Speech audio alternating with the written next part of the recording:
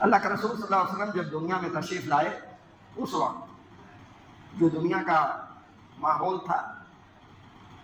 عورتوں کے تعلق سے یا کمزور طبقے کے تعلق سے جو رواج تھا، اس کی بہت ساری تاریخی تحریریں موجود ہیں، اور اگر مطالعہ کیا جائے تو دل دہل جاتا ہے، رونگٹے کھڑے ہو جاتے ہیں کہ کمزوروں کے ساتھ، خاص طور سے عورتوں کے ساتھ کتنے بڑے بڑے مظالم ہو رہے تھے۔ جس زمانے میں اللہ کے رسول صلی اللہ علیہ وسلم نے آنکھ کھولی تو وہاں لڑکیوں کو زندہ دفن کیا جاتا تھا، بیٹیوں کو نحوست کا معیار یا نحوست کی نشانی سمجھی جاتی تھی۔ کلام پاک میں تصویر کشی کی گئی ہے کہ جب کسی کے گھر بیٹی کی پیدائش کا پتہ لگتا تھا یا خبر دی جاتی تھی تو اس کا چہرہ کالا پڑ جاتا تھا، غم کے مارے اس کا چہرہ جھک جاتا تھا، یا وہ اپنے کو منحوس سمجھنے لگتا تھا، بدقسمت سمجھنے لگتا تھا، اور اس کے بعد پھر بیٹیوں کو لے جا کر کے زندہ صحراؤں میں، میدانوں میں گڈھا کھود کر کے دفن کر دیا کرتے تھے۔ اسی میں سے ایک واقعہ جو اللہ کے رسول صلی اللہ علیہ وسلم کے ایک صحابی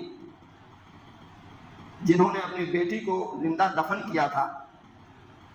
بعد میں وہ ایمان لائے، بڑا مشہور واقعہ ہے جو وہ نقشہ کھینچ رہے ہیں یا انہوں نے کھینچا کہ میری ایک پیاری بیٹی تھی، نہایت ہی خوبصورت، بہت ہی چنچل، ذرا سی جب بڑی ہوئی، جب بھی میں باہر سے آتا تو مجھ سے لگ جاتی، میرے کندھے پہ چڑھ جاتی، میرے گود میں ہو جاتی، میں بھی اس کو بہت مانتا تھا، وہ بھی مجھ کو بہت مانتی تھی، بہت دل سے میں اس کو چاہتا تھا۔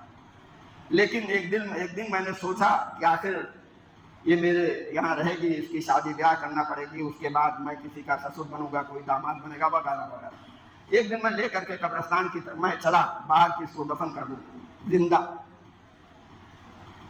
اللہ کے رسول، وہ صحابی کہتے ہیں اللہ کے رسول صلی اللہ علیہ وسلم کی مجلس میں بیٹھے ہوئے تھے، جو پورا واقعہ بیان کرتے ہیں،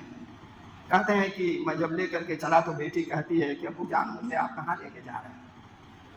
وہ کہتا ہے میں نے کہا کہ بس یہیں آگے چلتے ہیں۔ پھاوڑا میرے کندھوں پہ تھا، بیٹی میرے انگلی پکڑ کر کے چل رہی تھی، اور اس کے بعد میں جب گڈھا کھودنے لگا، گڈھا کھودنے میں جو دھول میرے کرتے وغیرہ پر آتی تو بیٹی وہ جھاڑتی تھی اس کو اور کہتی تھی کہ ابو جان آپ گڈھا کیوں کھود رہے ہیں، کیوں یہاں گڈھا کھود رہے ہیں؟ جب میرے کپڑے پر دھول گرتی، دھول پڑتی گڈھا کھودنے میں تو میرا گرد، میری دھول وہ جھاڑتی اور بار بار پوچھ رہی تھی کہ کیوں کھود رہے ہیں۔ نتیجہ یہ ہوا کہ جب گڈھا تیار ہو گیا میں نے اس کو اس میں کھڑا کیا، وہ سوال کیے جا رہی کہ ابا اس کو اس میں کیوں ڈال رہے ہیں، کیوں کر رہے ہیں ایسا؟ اس کے بعد میں مٹی ڈالتا گیا، وہ چیختی رہی، چلاتی رہی، اور اس کے بعد میں بدنصیب، ایمان لانے کی بات ہے، اس لیے انہوں نے کہا میں بدنصیب پوری مٹی ڈال کر کے اس کے بعد چلا گیا۔ جب یہ واقعہ وہ بیان کر رہے تھے کہ اللہ کے رسول صلی اللہ علیہ وسلم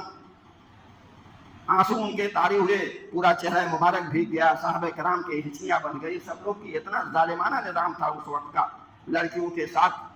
لیکن جب اللہ کے رسول صلی اللہ علیہ وسلم نے نبوت کا اعلان کیا اور لوگوں کو بتایا تو خوشخبری دی کہ جس کی تین بیٹیاں جس کی ہوئیں، اس نے اچھی طرح سے پالا پوسا، اس کی تربیت کیا، اس کے بعد اس کو بیاہ دیا، تو حدیث شریف میں آتا ہے کہ وجبت جنہ، اس کے لیے جنت واجب ہو گئی۔ نتیجہ یہ ہوا کہ اس حدیث کی روشنی میں نبی کریم صلی اللہ علیہ وسلم جو تعلیم دی، اس کے نتیجے میں اور بچیوں کا مقام اونچا ہو گیا اور بچیوں کا دفن کرنا بند ہو گیا، اور جن کے یہاں بچیاں بیٹیاں پیدا ہونے لگیں وہ اپنے کو خوش قسمت سمجھنے لگیں۔